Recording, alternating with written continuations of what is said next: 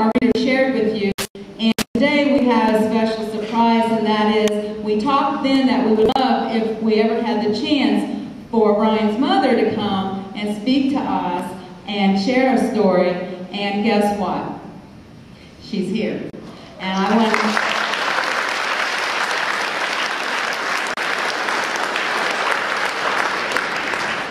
She does have a name too. It's not Ryan's mom. It is Mrs. Jeanne White-Ginder.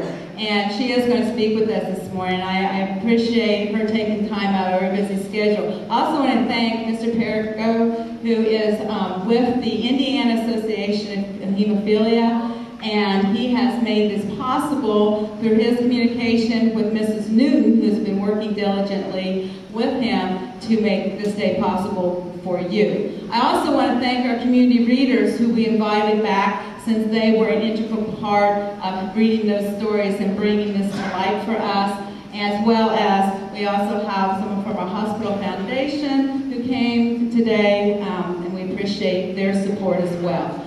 So enough of me. I'm going to give you just a little background so that you have an idea of where Mrs. White-Ginder has come from to speak with us today. She is the mother of Brian.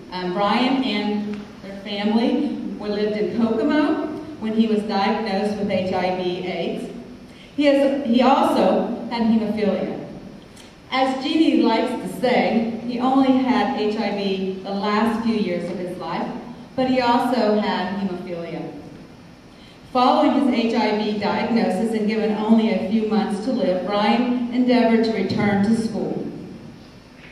Despite the assurance of medical experts that he posed no risk to other children, he was nonetheless expelled from his middle school. A lengthy and successful legal battle followed to allow Ryan to return to school, which attracted wide media coverage and turned Ryan into a national celebrity and spokesman for AIDS research and understanding. Unhappy by the treatment Ryan received by the community, including a fire that was shot through their front window, the family moved to Cicero, Indiana. He died just short of his high school graduation in 1990. The Ryan White Act, the major work legislation on behalf of people with HIV/AIDS, was passed by Congress shortly after Ryan's passing and has been reauthorized by President Obama. Jeanne has been an advocate and a spokeswoman carrying on the work of Ryan. Today, she is also advocating on behalf of children with hemophilia, reaching out in particular to moms. I want to introduce to you and turn the podium over to Ms. Jeanne White-Ginder. Thank you for coming.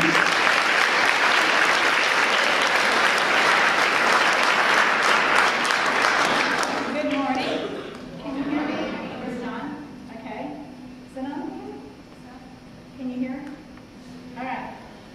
My name is Jeanne White-Ginder, and I'm the mother of Ryan White. But I also have a beautiful daughter, Andrea, who was very much a part of the story, but a lot of times left out of the story. My daughter, Andrea, is 2 years younger than Ryan. She is a 6th grade geography teacher in Umatilla, Florida. And she just was, got Teacher of the Year in her school. So she's a very proud sister. And also, I'm very, very proud of her. I'm just a mom. I'm a mom just like your mom. And Ryan was a kid just like you. But because of a misunderstood disease called AIDS, my life changed overnight. It was not anything that we ever thought we were going to have to experience or feel or have to live with. But my son, because he was born with hemophilia, and the medicine used to treat his hemophilia gave him another disease called AIDS. Ryan was one of the first children and first hemophiliacs to come down with AIDS. He was only 13 years old. He was 13 years old, and they told him that he would only probably live 3 to 6 months. He was diagnosed with full-blown AIDS with a T-cell count of 25, which meant you did not have very much longer to live. The only thing we knew about AIDS at the time was that people died. I mean, the only people on TV you saw were gay IV drug users usually, and people at that time feared that you had to done something bad or wrong or you wouldn't have got this disease. And I would try to explain to people that he got it from his factor VIII used to treat his hemophilia. And they would say, well, how come you don't hear of others? Well, because Ryan was one of the first children, the first hemophiliacs, you didn't hear of others. In 1985, after Ryan was diagnosed in 84, they started bringing in all hemophiliacs and found out that 80% of them was all HIV infected. It was a pure nightmare for a lot of hemophiliac families. A lot of times we just think about the person with AIDS, but we can sometimes forget that they have moms and dads and brothers and sisters and family members too. And all people that is surrounded by that person has to deal with that disease also. If you'd ever told me I'd be standing up in front of anybody when I was in school, I would have said you were crazy. I took 4 Fs in high school. I would never give an oral book report. I was always very insecure. I always had a weight problem, and I always felt like people were talking about me all the time. And I can even remember even working at General Motors when people would be absent, people would talk about that person that was absent. So I never wanted to be absent because I never wanted anybody to talk about me. So I was a very insecure person. But because of the love of your children, sometimes you do a lot of things that you never thought you would. And this is one mom that at least tried. When Ryan was diagnosed, it was really, really mind-blowing. I could not understand how my child could have AIDS. I mean, I just couldn't, even though they told me, they explained to me he got it from his medicine, I just could not imagine how this could happen. But it was a nightmare for a lot of families. Ryan, in 1971, was when he was first born, was born with hemophilia. And living with another disease called hemophilia, which was really what gave him AIDS. When he was first born, it was a very scary time because hemophiliacs at that time used to be crippled by the time they were 12 or 14 years old. So it was quite a serious disease at the time. The treatment for hemophilia at the time was really blood transfusions. But when Ryan was born, they told me, we have this new drug that we think is going to enable hemophiliacs to live almost a normal life. And I thought, oh my gosh, you tell me this nightmare, and now all of a sudden you're telling me this great story that there's this new med.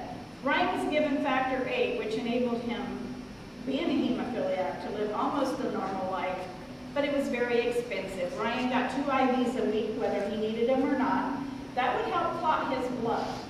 But I can remember still the doctors warning me, Ryan would never be able to play contact sports. They said he'll never be able to have any major surgeries.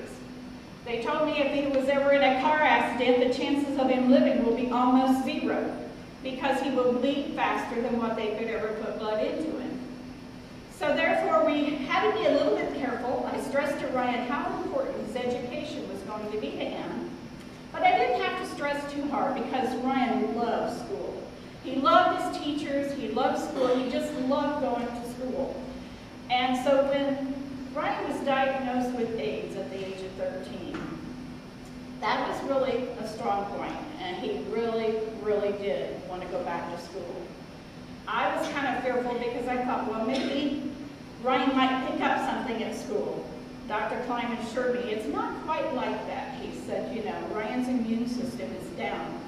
But if Ryan really wants to go to school, he said, well, I'll say that he can go. I didn't know it was going to be so hard to do, though, however. I'd like to share a little bit of my son's story with you, but I want you to be able to see him, too. Because Ryan was 57th Street. Even though Ryan lived 5.5 years with AIDS, he was quite a media story. And because of his fight to go to school and wanted to be just like every other kid, the media followed him around. Well, we didn't think it was going to be longer than 3 to 6 months. We thought it was going to be very short because that's all he was supposed to live. But they ended up following him around for 5.5 years. And Ryan did a lot of things. And for 1 full year, West 57th Street followed Ryan around. And it was a lot of annoyance to Ryan because they always had a microphone on him, and they were always saying, Ryan was always turning it off, and he was always saying, they don't need to hear everything I had to say. But they said, Ryan, please don't turn that microphone off. We can't record you then. And Ryan would say, they don't need to hear everything. So there was always kind of this battle of Ryan chose what they could hear and what they couldn't hear. He was quite a unique kid. He knew he was educating the public about AIDS, but at the same time, the media could be a hindrance too in his daily life, and being a kid, just like a kid like everybody else. But I would like to share West 57th Street, who followed us around for a whole year. I'd like to share a little bit of my son, Ryan White, with you. Step up to from the very first, he asked me, am I going to die? And this was when he was first diagnosed. He said, am I going to die? And I thought, gosh, how am I going to answer this? And I said, we're all going to die someday. We just don't know when. When Jeanne White was told her son had AIDS, doctors gave him 6 months to live. That was in 1984. Ryan is a hemophiliac who got AIDS from contaminated blood products meant to control his bleeding. As soon as his illness became public, his hometown of Kokomo, Indiana, panicked. Believing that Ryan would infect his classmates with the deadly AIDS virus, the community banned him from school. I don't think he should be here. If people with chickenpox and measles can't come, why should he? There's been a lot of rumors that when he gets mad, he spits on people. They call you queer or something like that. And they get people to throw away your dishes. Throw away your dishes? Yeah, it's ridiculous. Because, I don't want to eat off somebody else's dish either. It's been washed, so that's all there is to it. If it wasn't washed, I wouldn't eat off it either. But is it fear? Is it prejudice? Is it cruelty? What do you think it is? I think it's a little everything. Cruelty, I think it comes with the fear and the prejudice. It's just, they don't know what else to do, so they'd be cruel. They're cruel, Despite the hostility he faced, Ryan still wanted to go to school. But the more he persisted, the more he became a target. He was hounded and harassed, and then came the violence.